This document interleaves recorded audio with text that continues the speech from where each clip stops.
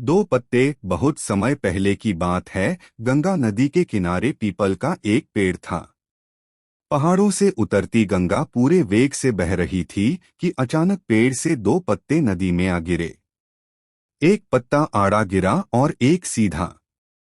जो आड़ा गिरा वह अड़ गया, कहने लगा, आज चाहे जो हो जाए मैं इस नदी को रोक कर ही रहूंगा। चाहे मेरी जान ही क्यों न चली जाए, मैं इसे आगे नहीं बढ़ने दूंगा। वह जोर जोर से चिल्लाने लगा, रुक जा गंगा, अब तू और आगे नहीं बढ़ सकती, मैं तुझे यहीं रोक दूंगा। पर नदी तो बढ़ती ही जा रही थी। उसे तो पता भी नहीं था कि कोई पत्ता उसे रोकने की कोशिश कर रहा है। पर पत्ते की तो जान पर बन आई थी। वो लगातार संघर्ष कर रहा था। नहीं जानता था कि बिना लड़े भी वही पहुंचेगा जहां लड़कर, थककर, हारकर पहुंचेगा। पर अब और तब के बीच का समय उसकी पीड़ा का, उसके संताप का काल बन जाएगा। वही दूसरा पत्ता जो सीधा गिरा था, वह तो नदी के प्रवाह के साथ ही बड़े मजे से बहता चला जा रहा था।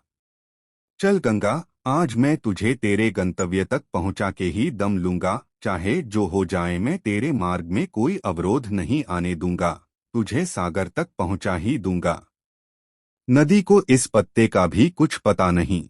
वह तो अपनी ही धुन में सागर की ओर बढ़ती जा रही है। पर पत्ता तो आनंदित है। वह तो यही समझ रहा है कि वही नदी को अपने साथ बहाए ले जा रहा है। आड़े पत्ते की तरह सीधा पत्ता भी नहीं जानता था कि चाहे वो नदी का साथ दे या नहीं, नदी तो वहीं पहुंचेगी जहां उसे पहुंचना है।